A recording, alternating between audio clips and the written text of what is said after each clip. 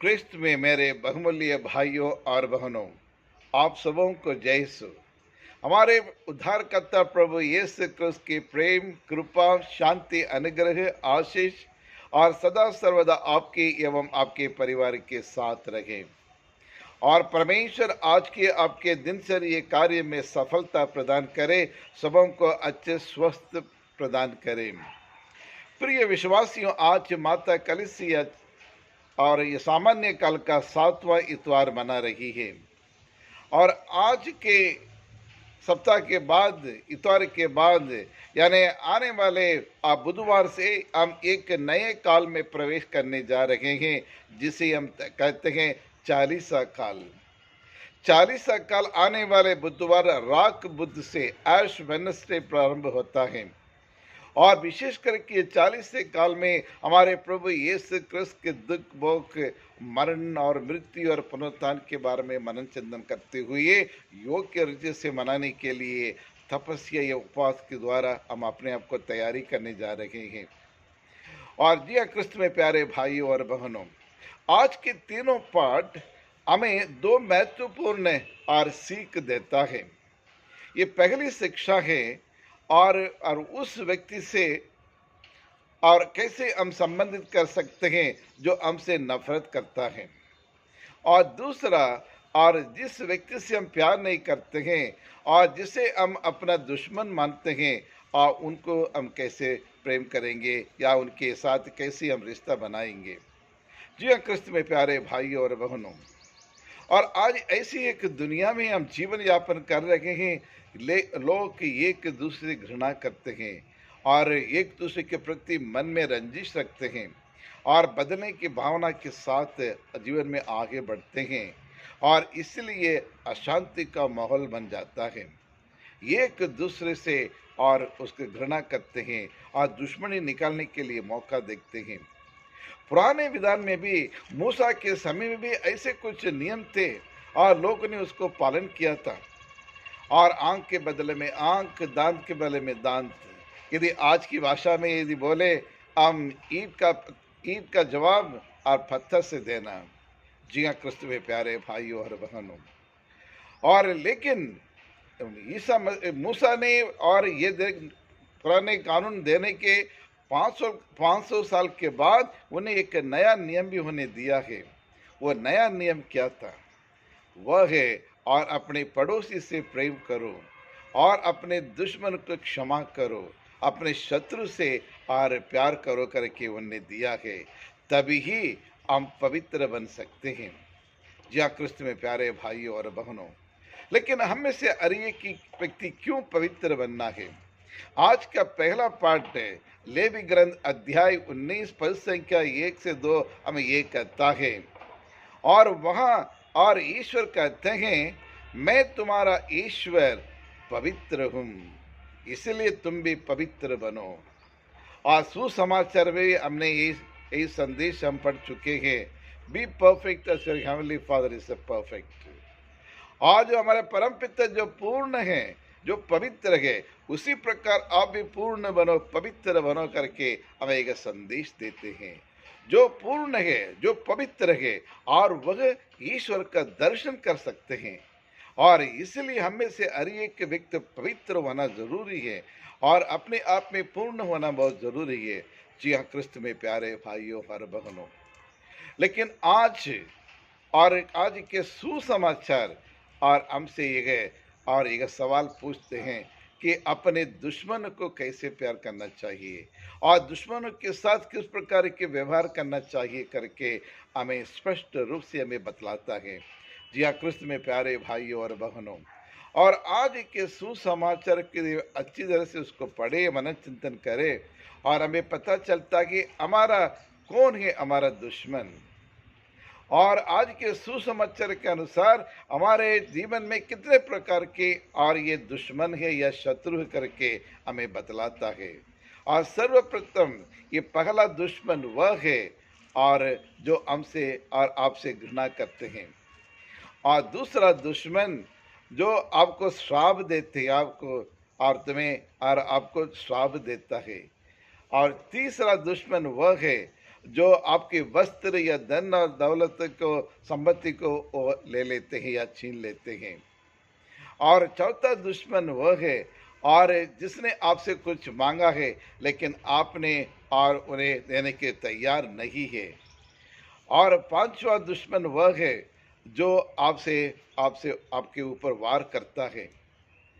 और छठवां दुश्मन वह है और जो और आपको प्यार नहीं करते हैं। जी हाँ, क्रिस्त में प्यारे भाई और बहनों, इस प्रकार के 6-7 और ये के दुश्मन है हमारे जीवन में।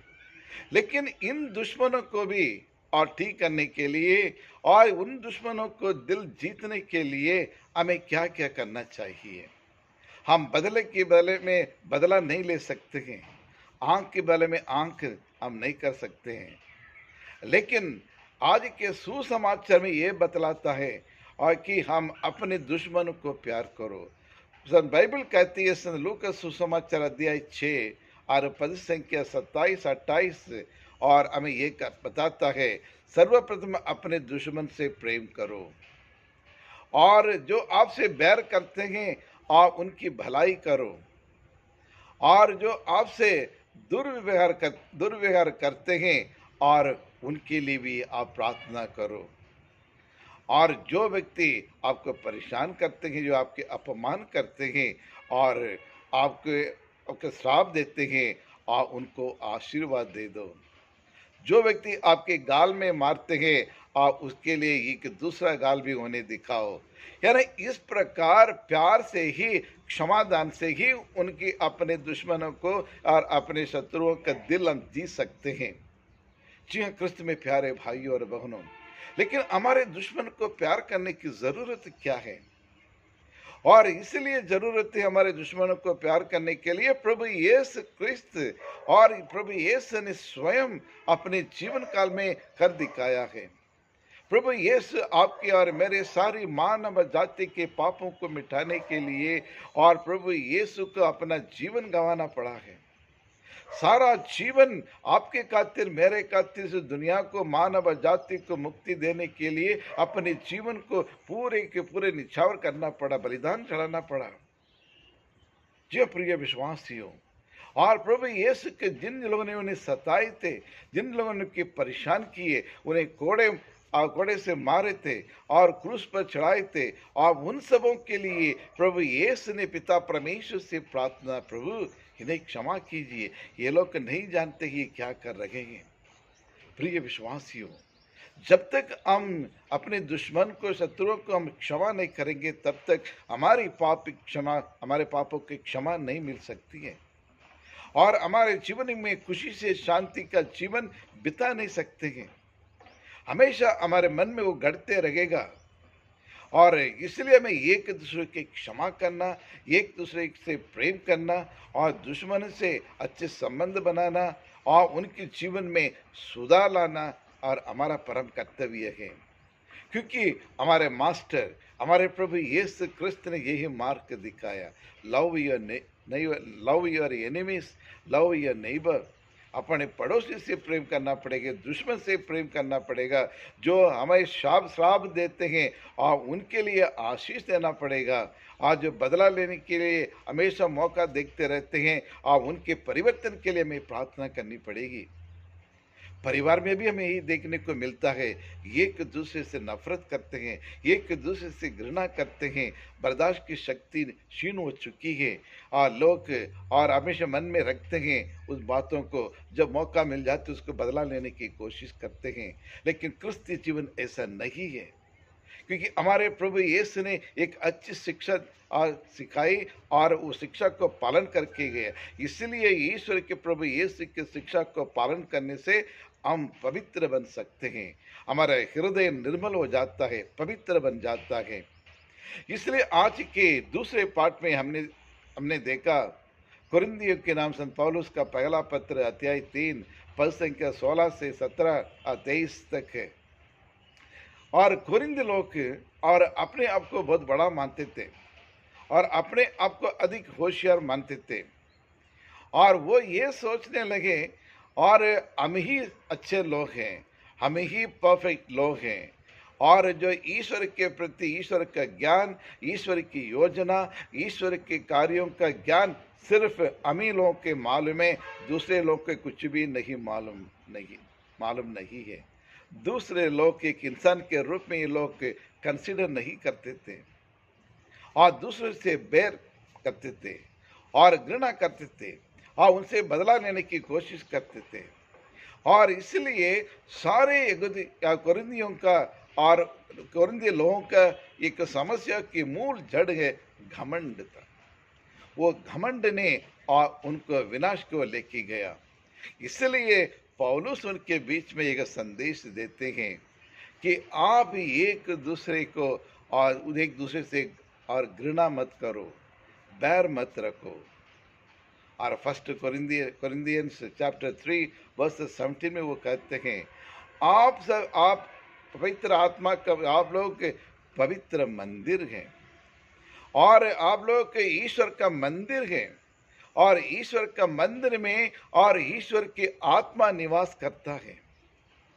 और इस मंदिर और इस पवित्र मंदिर को जो नष्ट कर देते उन्हें ईश्वर उन्हें नष्ट कर देता है, क्योंकि वह आप एक मंदिर है, आप एक पवित्र मंदिर है और उस मंदिर में ईश्वर निवास करता है, ईश्वर की आत्मा वहाँ बसता रहता है। और इसलिए एक दूसरे घृणा नहीं करना चाहिए, इसलिए हम एक दूसरे को क्षमा करनी चाहिए, क्योंकि हमारे प्रभु यीशु ने और आपको और मुझको यही सिखाया है किस प्रकार हम अपने दुश्मनों से प्यार करना चाहिए, क्षमा करना चाहिए करके। जी हाँ प्रिय विश्वासियों, मैं आप लोग के एक अनुभव के बारे में बताना चाहता हूँ। और जब कुछ साल पहले जब और रिट्रीट के लिए मैं गया तो वहाँ और रिट्रीट करते करते और ईश्वर ने कई सवाल मेरे सामने खड़ा किया है।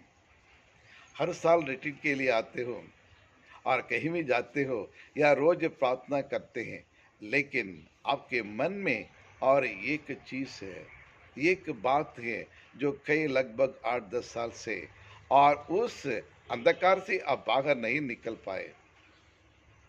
तब मैं अपने आप से एक सवाल पूछने लगे, ऐसे कौन से अंधकार हैं जो अभी भी मेरे दिल में, हृदय में जमा हुआ है।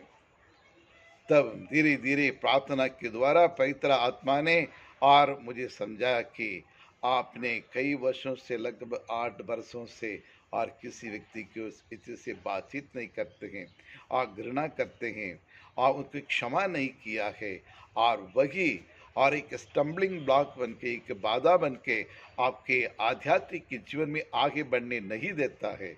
इसलिए शांतिपूर्वक और मिश्र बलिदान चढ़ाने में और असमर्थ रहते करके पवित्र आत्मा ने मुझे समझाया। और वहीं और मेरा रिट्रीट गाइड भी, वो फादर ने भी मुझे यही गाइड किया है। इसलिए पाप स्वीकार करो, पाप स्वीकार करने के बाद जिस व्यक्ति से आप कई वर्षों से बातचीत नहीं की, क्षमा नहीं किए, और उनसे मेल मिलाप करो।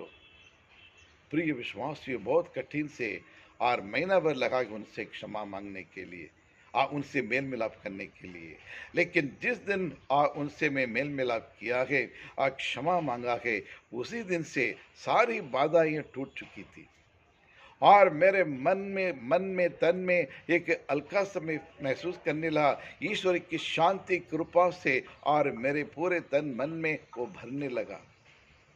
और तभी से और यीशु के नाम से जो कुछ मांगता हूँ और परमेश्वर मुझे प्रदान करता है। और जिसका हृदय निर्मल है, कोमल है, कोई पाप नहीं है, वही ईश्वर का दर्शन कर सकते करके सुसमाचार में बतलाता है। और उसी प्रकार और प्रभु यीशु का उस परम प्रसाद में मुझे साक्षात देखने को ईश्वर ने और मुझे एक सुंदर अनुभव मुझे प्रदान किया है, जिसके लिए ईश्वर को कोटि कोटि में धन्यवाद देता हूँ। Hallelujah. Thank you, Jesus. I praise you, Jesus. I adore and worship you, Jesus. और हर आराधना, स्तुति, महिमा सब मेरे प्रभु परमेश्वर को मात्र ही है। जी हाँ प्रिय विश्वासियों, क्षमा करने से इतने आनंद मिल जाता है, खुशी मिल जाती है।